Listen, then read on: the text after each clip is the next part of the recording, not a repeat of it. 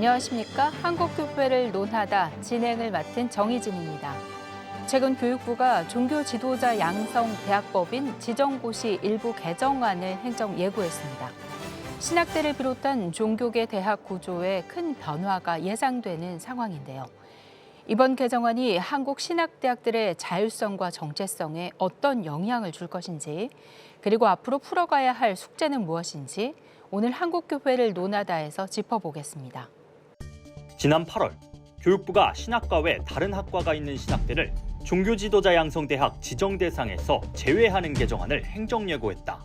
2008년 제정된 종교지도자 양성 대학법인 지정고시는 교단 소속 신학교들이 이사회 구성에 교단 추천권을 유지할 수 있게 하는 제도적 안전장치였는데, 이번 개정안으로 대상 학교 수가 대학 기준 11곳에서 6곳으로, 대학원 포함 9곳에서 5곳으로 축소되었다. 교육부는 학과 분류 기준이 달라진 점, 그리고 종교의 일반 교육 기능을 수행하는 대학들이 많아졌다는 점을 이유로 들었다. 하지만 한교총, 교회 언론회 등 교계에서는 개정안이 교단 이사 추천권을 무력화하고 신학대학의 정체성을 훼손할 뿐 아니라 종교교육 자유를 침해하는 조치라고 비판하고 있다.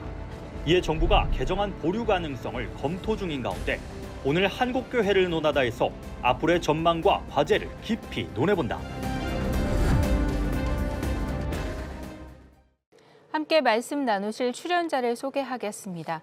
먼저 서울신학대학교 이사장이신 한기채 목사님 나와주셨습니다. 어서 오십시오. 네, 감사합니다.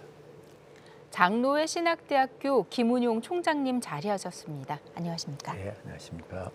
사학법인 미션 네트워크 함승수 사무총장님 함께하십니다. 반갑습니다. 반갑습니다. 교육부가 종교 지도자 양성 대학법인 지정고시 개정에 나서면서 상당수 신학대학들이 종교 지도자 양성 대학 지위를 잃게 될 수도 있습니다. 이 경우 정관을 고치거나 이사회를 재구성해야 하는 상황인데요. 이 개정 내용 처음 접하셨을 때 당황하셨을 것 같습니다. 네, 그렇습니다. 기독교의 사립학교도 있지만 저희는 종단에서 교육자 양성을 목적으로 해가지고 사실 1911년부터 지금 114년 동안 쭉 지속되어 오는 그런 학교인데요. 그동안에 교육부와 협의를 통해서 또 교육법에 따라서 학교 이 과를 증설한다거나 운영하는 것에 대한 전반적인 일들을 진행해 왔는데, 갑자기 이렇게 바뀌거나 취소를 하면은 그동안에 이 진행되던 과정이나 학과들을 어떻게 갑자기 학교에서 운영을 해야 되나 하는 이런 어려움에 처해 있습니다. 네, 김은용 총장님. 예, 저희 학교도 마찬가지로 이 소식을 듣고서 제가 구성원들에게 그렇게 이야기했습니다. 핵폭탄이 터진 것이다. 그렇지 않아도 학령 인구 감소로 여러 소규모 대학들이 어려운 상황인데, 네. 이런 신학대학을 향한 이런 정책은 정말 핵폭탄급에 해당되는 충격적인 정책이었다. 그렇게 생각을 했습니다. 정말 충격이 아닐 수 없으셨을 것 같은데요. 꼼꼼하게 기본 배경부터 한번 짚어봐야 하지 않을까 싶습니다. 교육부가 이번 개정안을 통해서 종교 지도자 양성 대학을 신학만 가르치는 학교로 범위를 좁히려 했던 것 같고요. 다른 학과가 섞여 있으면 지정에서 제외하겠다는 거죠. 이 교육부가 내세운 공식적인 이유는 무엇이고, 또 어떤 목표를 위해 추진하는 것이라고 보고 계시는지 함승수 사무총장님 어떻게 좀 해석하시나요? 네. 예. 그 교육부가 얘기하는 표면적인 이유는 학령의 인구가 줄어들었고 네. 이제 대학들의 상황들이 많이 달라졌다는 것인데요. 사실 거슬러 올라가면 이 논쟁은 2008년도부터 시작이 됐습니다.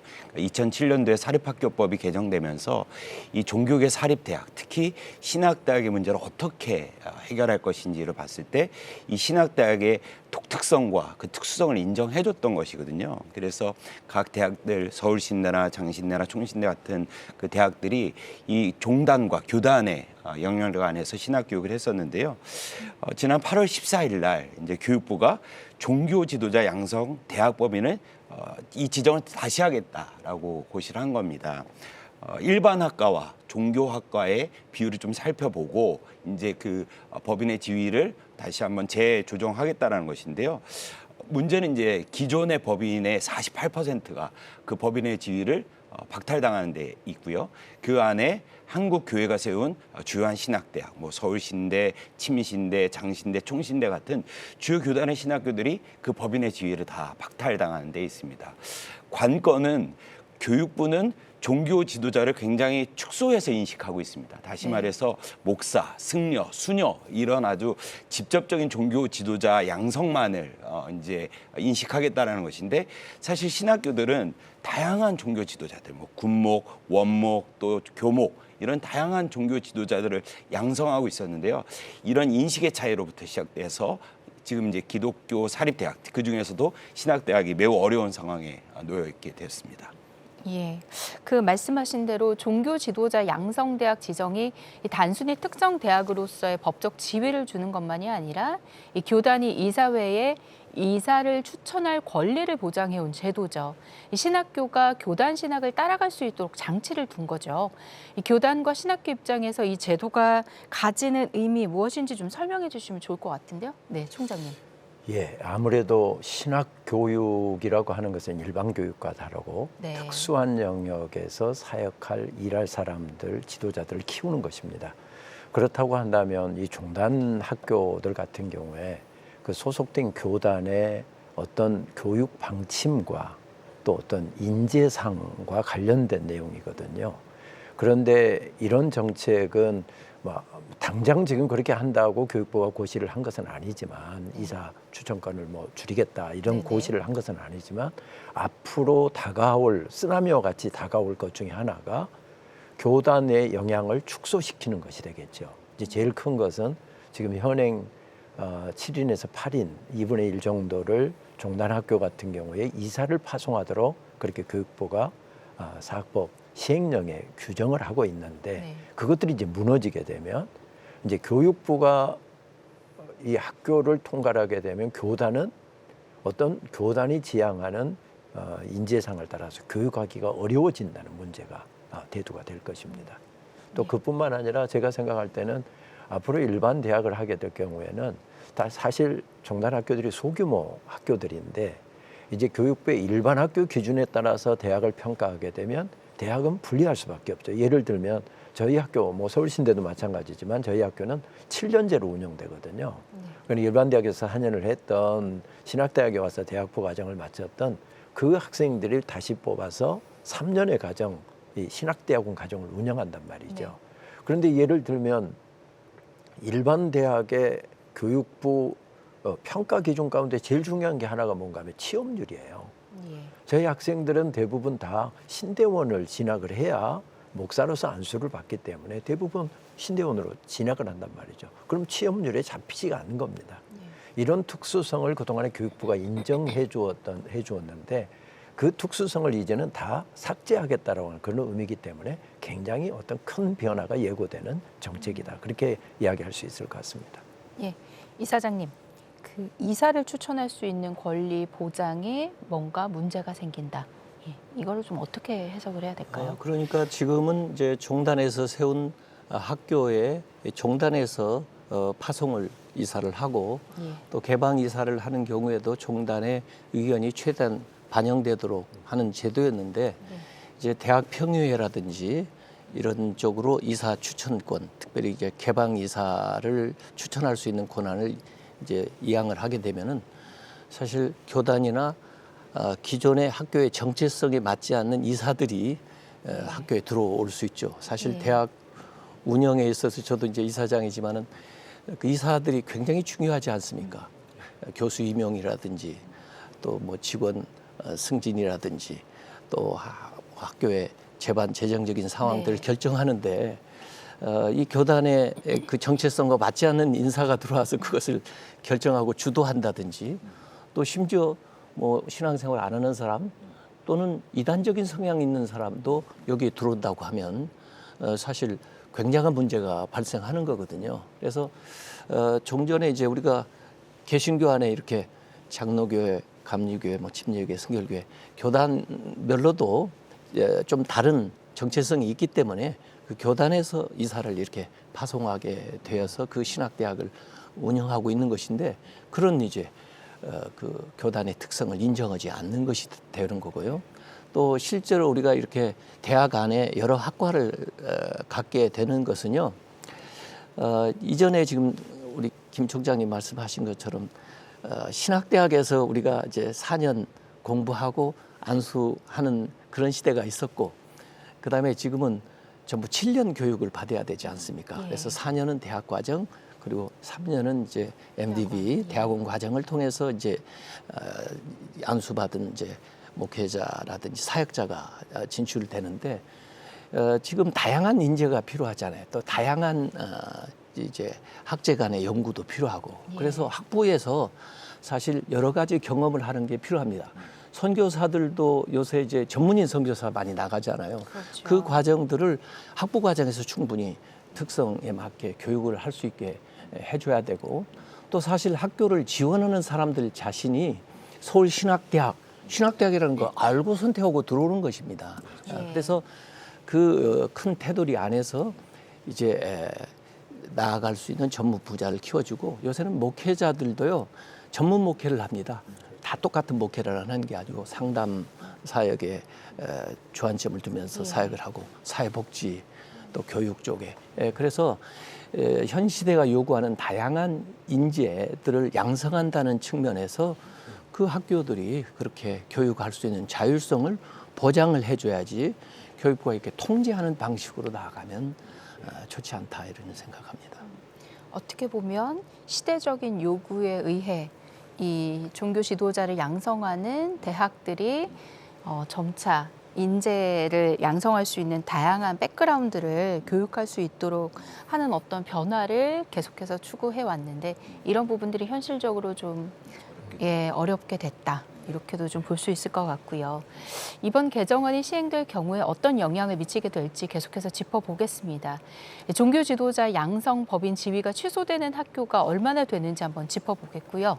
이것이 신학대 전반에 어떠한 영향을 미치게 될지 좀 한번 살펴보면 좋겠습니다. 함승수 사무총장님께 좀 질문 드릴게요. 예.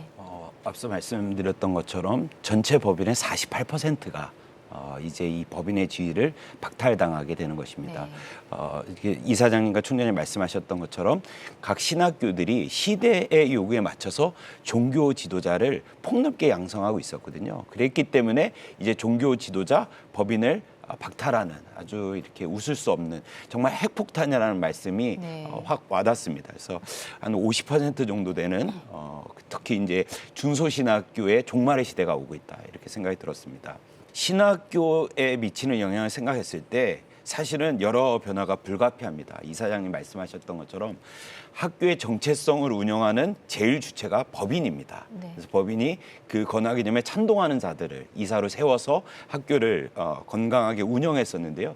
이제 학교의 건화 개념과 반대되는, 심지어 이단들이 이사로 들어오는 것을 막을 길이 없어지게 되죠. 그랬을 경우 뭐 신학 교육은 물론이고 어떤 그 정체성에 반하는 일들을 할 수밖에 없는, 법적으로 강제되는 그런 어떤 정체성의 위기가 오고, 이것은 곧 교육의 위기로 이어질 겁니다. 다시 말해서 지금은 신학교이기 때문에, 또 법인이기 때문에 세례교인을 학생으로 모집하고 또 직원들을 세례교인으로 한정하고 있거든요. 이런 부분들이 무너지면 이제 학교의 학생들의 구성, 또 교육, 채플, 여러 가지 교육에 있어서 일반 학교와 같은 기준을 요구했을 때 사실 이게 신학대학의 정체성을 유지할 수 있는 것이냐, 사실상 신학대학의 종말의 시대를 이렇게 촉발시키고 있다, 이렇게 봐도 과언이 아닐 것이라 생각합니다.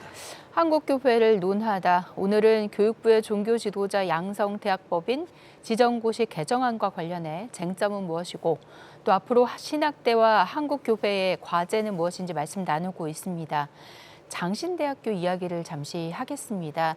기독교 교육학과, 교회 음악학과 등 신학적 뿌리를 가진 학과들이 있음에도 불구하고 이번 분류 기준에서는 일반학과로 취급이 되면서 제외 대상으로 분류가 됐습니다. 네, 총장님, 장신대가 겪고 있는 구체적인 상황 한번 좀 설명을 해주시고요. 학교 측에서 어떻게 대응하고 계신지도 말씀 부탁드립니다. 저희 장로회 신학대학교는 평양에서 1901년에 시작된 학교고요. 그때 이후로 우리 교계 또 나라와 민족을 위해서 섬길 지도자를 양성한다라고 하는 이 부분은 지난 124년 동안 한 번도 바뀐 적이 없습니다. 그리고 장신대는 신학교의 정체성을 유지하기 위해서 좀 일반 학과를 두는 것을 다른 학교에 비해서는 그것을 하지 않고 신학교로서의 어떤 정체성을 저희는 중요하게 생각해 와서 지난 124년을 교육을 해 왔습니다. 그런데 이제 이번 정책 같은 경우에는 그 근간을 전부 흔드는 것이 되고요. 100%에 해당되지 않으면 이제 정량적인 평가죠. 100%에 해당되지 않으면 다 이제 제의를 냈는데 저희 장로신학대학교는 보니까 98.6%더라고요. 지난 4월달 교육부가 학교에다가 이런 고지를 해서 이런 부분 통계를 가지고 장신대가 98.6%. 그런데 1.4%가 부족해서 제 학교는 제외가 된 거죠.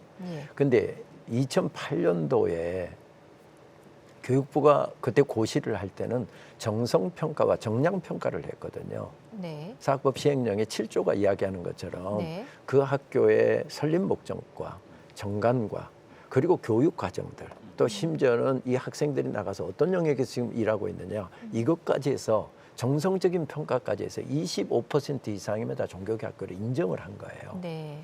그런데 그 정책이 갑자기 바뀌어서 100%가 되지 않는 학교는 다 제어한다. 그래서 사실 저희 장신대는 이 부분에 대해서 굉장히 이것은 엄청난 도전이다라고 생각이 되고 학교의 근간을 흔드는 것이라고 생각해서 저는 바로 교단의 이 사실을 보고했고 그리고 교단과 긴밀한 소통을 하면서 학교가 대책위원회를 구성을 해서 단계별로 대책 사항들을 세웠습니다. 또 조금 장신대가 발빠르게 이 부분에 대처할 수 있었던 것은 2011년도에 기억하시겠지만 교육부가 입학 자격 요건에 세례교인 항목을 모든 학교에게 다 종교의 자유 또 이 교육받을 수 있는 자유를 보장하기 위해서 전부 다 제거하라고 그때도 지침이 내려왔거든요. 그때 사실 제가 학교에 대학 교학처장을 맡고 있어서 그때 언론들 기독교 언론들이 참 많이 도와주셔서 결과적으로는 좋은 결과를 얻었습니다만은 그때 그걸 막아내는데 좀 경험이 있어서 이번에도 그 경험을 토대로 좀 단계적으로 계속 단계를 세우고 대처를 해왔고 교단에서도 아주 발빠르게 대처를 해주신 것 같습니다. 무엇보다도 이것이 아까 우리가 이야기했던 신학교의 정체성 또 신학교육의 근간을 흔드는 아까 서울신학대학교도 이야기했지만 100여 년이 넘는 동안 민족의 근대 교육을 우리가 수행을 해왔잖아요. 그래서 교육부와 이런 부분을 계속 좀 소통하고 있고 또 단계별로 계속 대처해 나가려고 하고 있습니다. 예.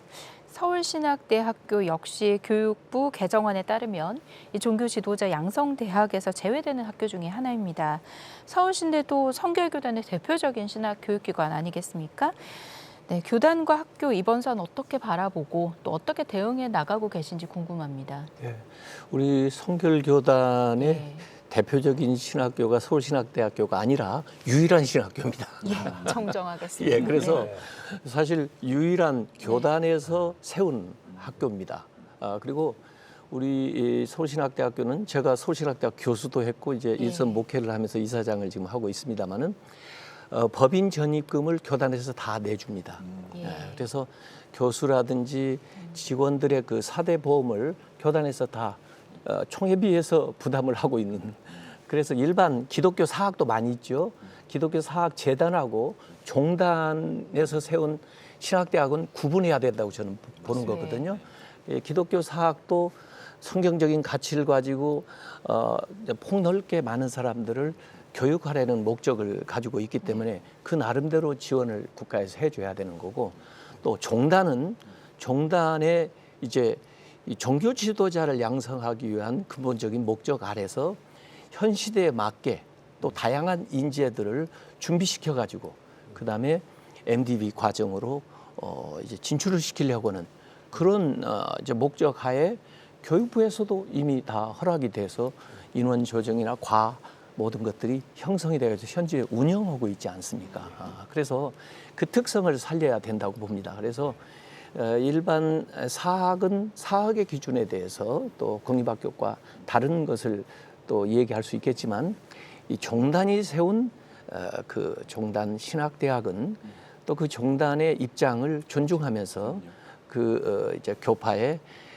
그 종교 지도자를 폭넓게 양성한다는 취지하에서 인정하고 나아가야 정리가 좀 바로 될 것 같아요. 근데 행정하시는 분들은 그만큼 자세하게 잘 모르잖아요. 그래서 일방적으로 이렇게 하는 것은 온당치 못하고 같이 토론해서 좋은 방법, 합의점을 찾아가는 노력이 필요하다고 저는 그렇게 생각합니다. 예.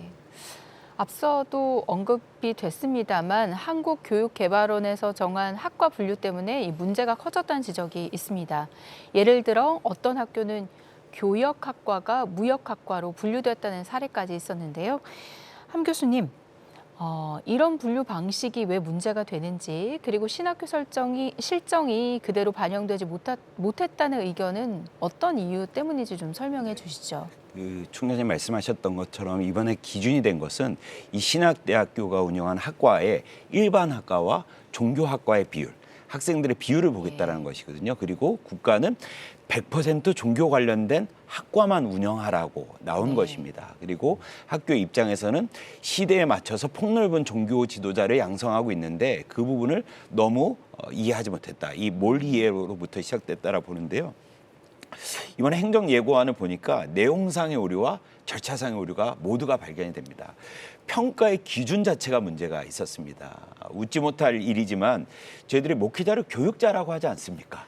그래서 교육자를 양성하는 교역학과를 무역학과로 편성을 하고 저 학교는 종교 지도자 양성학과가 아니다라고 평가한 겁니다. 웃지 못할 상황이죠. 또 내지는 어떤 학교는 이 교목들 또 종교 교사를 양성하는 기독교 교육과를 학과로 편성을 하면 법인 지위의 취소 원인으로 두었지만 전공으로 두면 기독교 학교 전공은 또 문제가 없다. 그러니까 이 평가의 일관성을 잃어버렸습니다. 그리고 최근에는 이제 통일과 이 한반도의 문제를 해결하기 위해서 통일 관련된 선교학과를 만들고 있는데 이건 정치 계열로 분류를 했습니다. 그래서 이렇게 양성되는 지도자들을 일반 학과로 양성하는 것으로 이렇게 한꺼번에 결정을 하니까 이 학교들이 감당할 수 없는 일이 생기는 겁니다. 그렇다면 이런 일들이 벌어졌을 때 학교와 충분한 소통이 있었는가? 그 사립학교법 시행령은 학교와 소통하도록 명시되어 있거든요. 이런 충분한 소통 없이 다소 국가가 일방적으로 이 일들을 추진하다 보니까 학교도 어렵고 이 학생들도 어렵고 이제 교단마저 어려운 실정에 놓이게 된 것입니다. 저희 학교가 그런 경우인데요. 네. 북한 선교 통일 시대를 예견하면서 이 통일 시대를 우리가 준비해야 된다라고 그 학과를 대학원에 설치했는데 북한 선교학과 하면 너무 명시적이어서 그걸 통일평화학과로 했거든요. 그랬더니 KDI에서 한국교육개발원에서 이걸 정치 외교학과로 분류를 했어요. 그래서 학교가 당연히 그거 아니다. 평화가 들어갔다고 해서 정치 외교학을 가르치는 게 아니라 신학대학에서 북한 선교 통일 시대 지도자들을 키우는 학문이다. 그랬더니 이거는 우리가 자체적으로 그냥 구분한 것이니까 이거 뭐 별 의미가 없다. 이렇게 했던 평가 자료가 이번에 고시에 결정적인 역할을 했다는 게. 그래서 아까 1.4%가 우리가 부족한 이유가 그런 것 때문에 된 겁니다. 또 예를 들면 사회복지학과 같은 경우에 기독교라고 하는 말을 붙이면 복지사 자격증을 받는데 문제가 되기 때문에 다 제거해라. 그래서 사회복지학 전공했더니 이것이 그냥 일반 사회학 연구하는 이런 분야로 분류가 되는 이런 해프닝들이 좀 있어서 다행인 것은 이걸 충분히 교육부에서 인지를 이번 기회로 해서 하게 된 것 같습니다. 그렇다고 하면 다행입니다만 이번 일 때문에 교계의 반발도 만만치 않았습니다.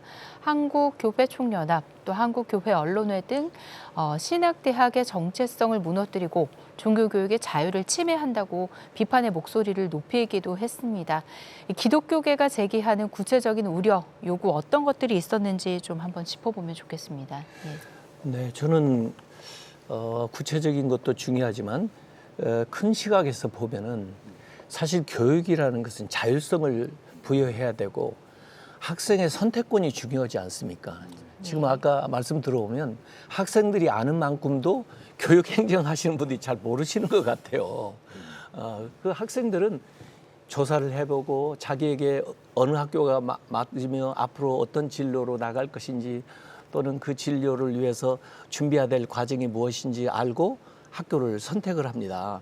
그래서 사실 교육부가 통제하는 것보다 학생들이 선택하게끔 하고 학생들이 선택한 학교에 이 교육세 지원을 해주는 방식으로 해서 점진적으로 지금 바꿔나가야 되는 건데 이건 좀 역행하는 거예요. 네. 그래서 국가의 통제를 강화하고 대학도 정말 이 평가를 받기 위해서 애를 씁니다. 보니까. 근데 사실은 그 평가 기준들이요. 그 대학의 특성에 맞지 않는 기준들을 요구하는 경우가 많습니다. 예. 또 그걸 충족시키지 못하면 사실 교육부 지원을 못 받는데 이 교육부 지원이라는 게 전부 교육세로 형성된 거 아닙니까? 예. 그래도 이번에 이제 서울신학대학교는 S 등급을 받았어요. 그래서 예. 일반 대학의 기준에서도 아주 최고 등급을 받기는 네. 했습니다만은 그걸 받기 위해서 얼마나 노력을 많이 하면서 또 어떻게 보면 제가 볼 때는 소모적인 투자를 해야 되는 경우도 생기는 겁니다. 이게 네. 부작용이거든요. 네. 그래서 학생들에게 선택권을 주고 학생들이 선택하는 대학들은 생존할 수 있도록 그러면서 학교가 학생들을 바라보고 학교의 제도라든지 과정이라든지 이런 것들을 만들어갈 수 있도록 해야 사학들도 존립하면서 특성화된 학교로 그 교육 이념에 따라 나아갈 수가 있고 종단도 마찬가지로 이것은 종교 지도자를 키우고자 하는 목적 아래 세워진 것이기 때문에 그 특성을 지켜나갈 수 있도록 교육부는 뒤에서 사실은 지원하고 행정적으로 뒷받침해 주는 역할을 해야지 고시하고 통제하고 취소하고 이런 역할을 하면은 이 교육이요 퇴행됩니다.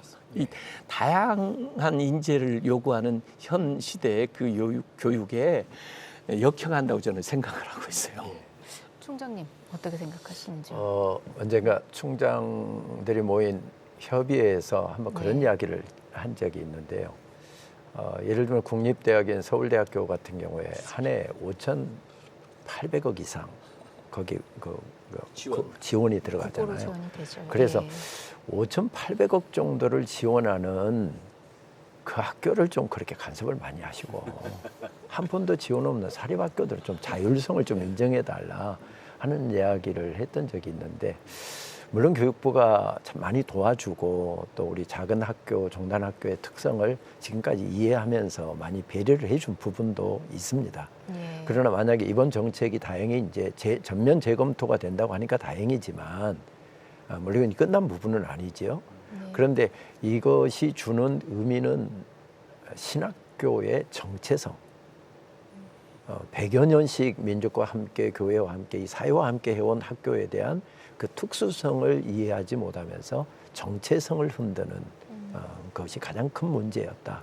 그래서 사실 저희 교단에도 바로 이걸 보고를 했더니 우리 한국교회 총연합회 한교총과도 연대를 하고 또 우리 사흥미션 네트워크과도 함께 연대를 하고 해서 우리 교단이 발빠르게 대처를 해서 이런 불합리한 정책은 시행되면 안 된다라고 하는 거. 또 신학교육은 아까 우리 한계치 이사장님께서 말씀하신 것처럼 특수성 속에서 이루어진단 말이죠. 예. 그다음에 특수성이라고 하는 것은 교단의 지도자를 키우는 그러면서 반드시 그 교단의 지도자가 갖춰야 될 소양과 인품과 또 우리 기독교에서 이야기하는 이 영성이 함께 겸비돼야만 그 일을 감당할 수 있는 것이기 때문에 그 특수성을 침해하는 정책이었다. 이것이 전면 재검토할 때 이런 부분을 충분히 앞으로 교육부가 고려해 줄 것이라 그렇게 예상을 하긴 하고 있습니다. 저는 두 분께서 굉장히 중요한 말씀하셨다고 생각하는데요. 그러니까 결국은 근본적인 기저에 깔린 흐름이 이 사립학교의 권학이념, 특수성을 인정하지 않는 데서부터 시작된다고 생각이 들었습니다. 그리고 그 대법원은 사립학교의 본질적 요체는 자율성이다라고 판시했고 그것은 곧 권학이념이었습니다. 더욱이 종교계 사립대학 중에서도 이 신학대학은 그 권학이념이 굉장히 독특하지 않습니까? 그래서 이런 특수성에 대한 이해와 존중이 필요했는데 이번엔 다소 일반적으로 그리고 그 기준도 명확하지 않은 그런 기준으로 학교를 재단했다는 데 문제가 있습니다. 그래서 저희들도 이제 사학법 미션 네트워크도 각 신학교도 교단과 함께 정부에 요청했던 사안은 일단 이 고시는 철회돼야 된다. 이 고시의 철회를 요청을 했고요. 이 해당 대학과 법인과 폭넓게 대화하는 이 자리를 마련해달라고 요청을 했습니다. 그리고 한국교육개발원이 얘기하고 있는 7대 분류가 있습니다. KD에 말씀드렸던 거 교육학과가 무역학과가 되고 통일선교학과가 정치학과 이렇게 분류되는 것은 너무 넌센스지 않습니까? 이런 부분들은 학교랑 소통만 했어도 사실은 해결할 수 있었던 부분이거든요. 그래서 이런 부분들의 차제에 다시 논의하면서 합리적인 대안을 마련해 줄 것을 정부에 요청을 해놓은 상태입니다. 말씀하신 것처럼 이 사학법인 미션 네트워크가 여러 신학교와 적극 대응하면서 교육부가 최근 개정안 보류를 언급했습니다. 그러나 단순한 보류인지 아니면 근본적인 재검토인지는 조금 더 지켜봐야 하는 상황일 것 같고요. 정부의 이런 태도 변화는 어떻게 봐야 할지, 그리고 교계가 어떻게 대응해 나가는 것이 좋을지 좀 근본적인 대책을 논의를 해야 될 것 같습니다.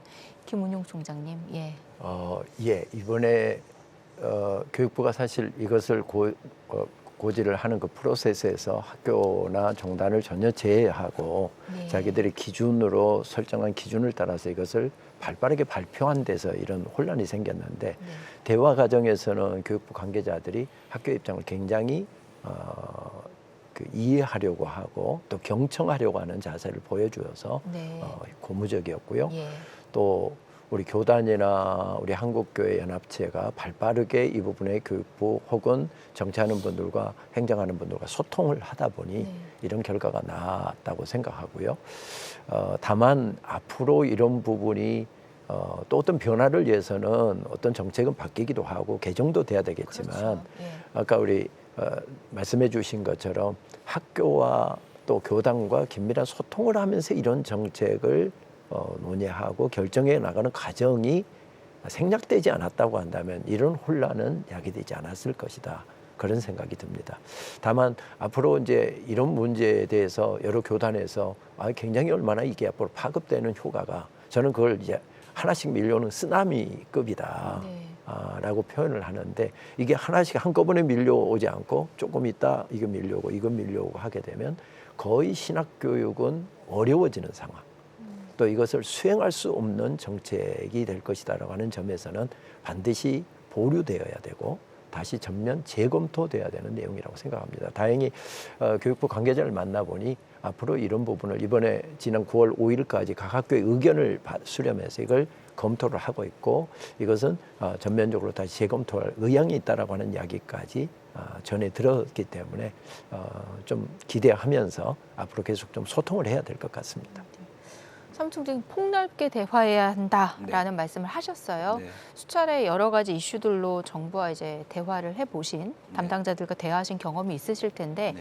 앞으로 좀 우리가 근본적으로 어떻게 좀 대응을 해 나가야 될지 네. 예, 말씀을 해주시면 그러니까 좋겠습니다. 저는 그 교육부가 전향적으로 결정을 내렸다고는 생각하지만 시간을 유예해 준 것입니다. 그리고 지금 사실 네. 교육부 장관이 임용되지 않은 상황 속에서 다소 무리하게 사립대학교의 법인지위를 취소시키는 이런 일련의 과정들을 했던 것이거든요. 그렇다면 앞으로 이 종립대학, 특히 이 신학대학에 대해서 정책적으로 우호적일 것인가? 그러진 않을 것으로 보입니다. 네. 뭐 공영형 사립대학, 사실 말이 안 되는 이런 정책들이 논의가 되고 있거든요. 그래서 사립대학, 특히 신학대학은 어려운 시기가 올 수 있다라는 것을 염두에 두고 폭넓은 준비를 해야 된다고 생각합니다. 그리고 이게 개별학교 단위에서는 해결하기가 어렵습니다. 왜냐하면 교육부의 직접적인 통제와 지도를 받고 있기 때문에 서울신대가, 장신대가, 총신대가 교육부와 직접적으로 대립하기가 사실 구조적으로 어렵습니다. 이때 한국교회가 뒤에서 든든하게 대화의 파트너가 되어 줘야 하고요. 과거 한국교회 역사를 보면 항무국이 있었습니다. 그래서 이런 정부나 어떤 국회와의 소통을 한국교회가 나섰거든요. 저는 그런 소통의 통로를 한국교회가 만들어야 된다. 그리고 이제는 반대가 아니라 그럼 어떤 길로 가야 되는지 구체적인 연구를 바탕으로 대안을 한국교회가 제시해 줬을 때 그 뒤에서 각 신학대학들이 본인들의 정체성을 더 건강하게 지켜나갈 수 있으리라 그렇게 생각합니다. 어떻게 보면 대화의 주도권을 좀 한국 교계 그리고 신학교들이 주도적으로 가져갈 수 있도록 네. 근본적인 대안과 방향을 우리가 먼저 모색해야 되는 것 아닌가라는 생각도 좀 들기는 하거든요. 그 말씀이 맞는 것이요. 각 신학대학교의 신학도 다르고요. 그 전략도 다릅니다. 그래서 각 신학교가 각자의 대응으로는 이 문제를 해결하기가 어렵다라고 저희도 봤습니다. 그렇다면 한국 교회가 공론회장을 펼치고 그리고 각 신학교가 각자의 입장들을 함께 조율해서 하나의 목소리로 정부와 소통을 할 때 저는 비로소 해결할 수 있는 길을 만들 수 있겠다 이런 기대도 생겼습니다. 네, 이사장님께도 같은 질문 드립니다. 지금 사실 그 학교도 대응을 해야 되지만 말씀하신 것처럼 학교는 교육부 산하에 이렇게 지도를 받아야 되는 입장에 사실 놓여 있기 때문에 이건 교단에서 대처를 해야 되고 교단의 연합 그리고 한국 교회가 대응을 해야 된다고 저는 생각합니다. 그리고 사실 지금 신학대학들이 제 역할을 다 해줘야 교육의 질을 높일 수가 있지 무리한 법을 자꾸 제정하게 되면요. 사실 사람들이 법을 안 지킵니다. 그렇게 되면 군소신학교가 굉장히 양산되게 돼요. 그러면 교육에 혼란이 올 수밖에 없습니다. 그래서 교육부는 오히려 교육을 정상화하고 또 교육의 특성들을 감안하면서 또 좀 더 전문적인 교육기관이 되도록 육성해야 될 사실은 필요가 있거든요. 그래서 전반적으로 우리 교계가 같이 협력을 해야 되고요. 저는 오히려 우리 한국 신학이 세계적인 신학자도 좀 나와야 되고요. 정말 세계 사람들이 존경할 만한 영적 지도자도 우리 한국에서 배출해야 될 때가 지금 됐고 충분히 역량이 된다고 봅니다. 그러려면 우리는 사실 조기 교육이 필요해요. 성서의 언어라든지 문화라든지 역사라든지 일찍 교육할수록 좋고 다양한 교육을 받게 해서 결국 3년 MDB 과정 짧잖아요. 거기에 준비돼서 올 수 있도록 교육 체계를 신학대학별로 자율성을 가지고 구축할 수 있게 환경을 만들어줘야 이 분야에서도 우리가 세계적인 인물들을 배출할 수가 있는 것이지 국가에서 이렇게 통제하는 식으로 나아가고 일방적으로 고시를 하면은 이 학교들이 어떻게 그 준비를 장기적으로 해나갈 수가 있겠습니까? 그래서 이 일에 대해서는 종교가 심지어 다르더라 할지라도 다른 종파도 아마 마찬가지 이제 경우에 처할 것 같은데요. 이 종교의 자유라는 측면에서 또 교육의 자율성을 확보한다는 측면에서 같이 공감대를 형성하고 그래도 대화하겠다고 지금 하고 있으니까요. 충분히 대화해서 좋은 결론을 만들어 갔으면 좋겠습니다. 마지막으로 정리하면서 세 분께 여쭈겠습니다. 신학교가 지켜야 할 신학적 정체성, 동시에 사회적 책무와 학문적 다양성 사이에 균형을 맞추는 일이 필요할 것으로 보입니다. 세 분께서 생각하시는 이 균형의 기준은 무엇인지, 또 신학교가 가야 할 앞으로의 방향성에 대해서도 세 분께 의견 여쭈겠습니다. 총장님께. 우리 한국교회는 초기부터 우리 교육, 의료, 봉사, 또 사회 발전 이것을 위해서 천만이 애써 왔거든요. 앞서 언급했지만 저희 학교는 1901년에 시작돼서 1919년 할 때 전교생이 70명이 안 되는 작은 학교였는데 그때 기미 3.1 만세 운동 민족 대표 33인 가운데 5명이 이름을 올렸거든요. 우리가 알고 있는 이승훈 장로도 그때 장로님도 학교 재학생이었고 사회적인 역할을 한국교회가 그동안에 참 많이 깊이 또 직접적으로 많이 감당을 해왔습니다. 이런 한국교회가 어떤 대사의 인지도나 또 이런 신뢰도를 더 높이는 방법이 필요하다고 생각이 되고 또 우리 교육부 정책은 사실은 지금 우리 이번에 교육혁신 사업도 저희도 진입을 해서 좋은 평가를 받아서 정부의 지원을 좀 받게 되었는데 교육혁신 사업도 지금 학령 인구 감소로 인해서 점점 어려운 때이니 학교들을 혁신 사업을 통해서 새롭게 하도록 또 그리고 부실대학들은 서로 이렇게 연대해서 연합하도록 또 통합하도록 이것이 아마 교육부의 큰 정책 중에 하나인 것 같습니다. 이번에도 어쩌면 갑자기 이렇게 무리한 정책을 만든 것이 교육부에서 그런 저의가 있지 않는가. 그래서 종교계 학교들도 통폐합 이런 부분들을 주도하려고 한 것이 아닌가라고 하는 생각이 들고요. 다만 이런 상황에서 우리가 조금 더 이번 계기로 해서 관심을 기울여야 될 것은 신학교육은 지네들이 등록금 내고 지네들끼리 몇 사람 노력하고 해갖고 교육시키면 그래서 자기가 커오면 그 사람 우리가 누가 더 인재가 좋은 인재인가 골라서 쓰는 이것이 아니라 인재를 한국교회가 키우는 일에 깊은 관심을 가져야 된다고 생각됩니다. 예를 들면 에베소교회의 중요한 지도자였던 디모데 같은 경우 애할머니와 어머니가 눈물의 기도를 통해서 키웠고 교회를 대표하는 에베소교회가 그를 훈련을 했고 또 신학을 대표하는 사도 바울이 함께 이 삼각 편대를 형성해서 한 지도자를 세웠단 말이죠. 그 앞으로 교회가 신학교육에 대한 깊은 관심을 좀 더 가져야 된다고 생각하고 또 학교는 투명한 경영 물론 종교계 학교만큼 투명하게 사립대학 중에서 하는 학교가 없다고 생각합니다만은 더 투명하게 경영도 하고 또 학교가 모든 정책 수립이나 이런 발전을 위해서 함께 교육부와 소통하면서 해갔으면 좋겠다 하는 생각이 듭니다. 이런 상황에서 우리 또 신학교는 신학교대로 또 정비하고 보완해야 될 또 대학의 작은 분교들이 종교계 학교 애들에 많이 있다 보니까 이런 상황에서 아마 교육부도 너무 골치가 아파서 이런 학교들은 좀 정리를 해야 된다. 여기서 아마 입안을 한 정책이 아니었나 생각되는데 앞으로 아무튼 저희들도 더 노력하고 더 학교를 위해서 더 애쓰도록 그렇게 하겠습니다. 네, 사무총장님.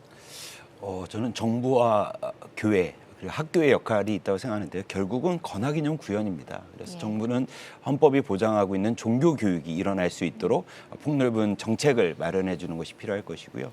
한국 교회는 신학 대학이 처해 있는 상황을 면밀히 살펴보고 기도하는 것을 넘어서서 그 권학이념이 구현될 수 있는 제도적 토대를 한국교회가 마련해 줘야 된다. 그리고 학교는 권학인용 구현이 가장 중요하다. 우리가 왜 하나님께서 이 시대에 이 학교를 세우셨는지에 대한 이 권학이념에 대한 분명한 인식 가운데 교육을 펼쳐나갈 때 저는 빛과 소금의 역할을 감당할 수 있을 것이다. 그렇게 생각합니다. 마지막으로 이사장님께요.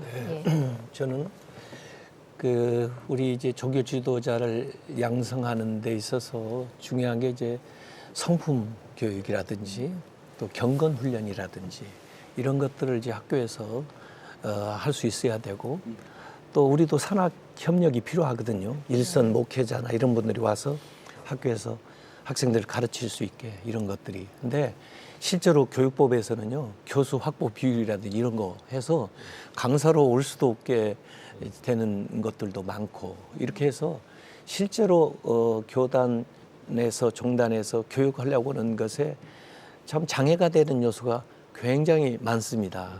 그런 특성을 이제 살려주는 것들이 되어야 되겠고요. 그리고 우리 개신교의 중요 사상이 만인 제사장설 아닙니까?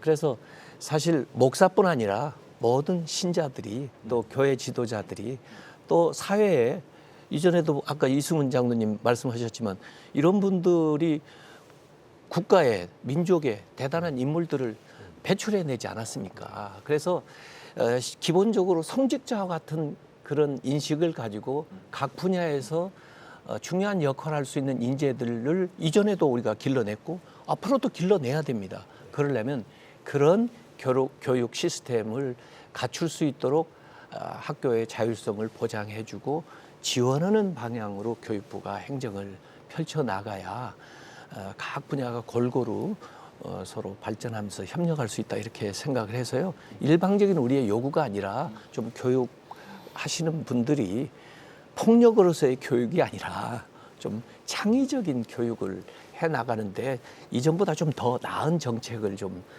펼쳐나갔으면 더 좋겠어요. 한국교회를 논하다. 오늘은 교육부의 종교 지도자 양성 대학법인 지정고시 일부 개정안에 대한 쟁점을 짚어보고 앞으로 신학대학의 정체성과 교육 자율성을 어떻게 지켜나갈 것인지 교육부와의 협의와 협력은 어떻게 해나가야 할 것인지 말씀 나눠봤습니다. 이 문제가 단순한 행정 개정안을 넘어 한국교회의 미래와 직결된 문제임을 기억하며 함께 기도하고 지켜봐 주시기 바랍니다. 한국교회를 논하다 오늘 순서 여기서 마칩니다. 함께해 주신 여러분 감사합니다.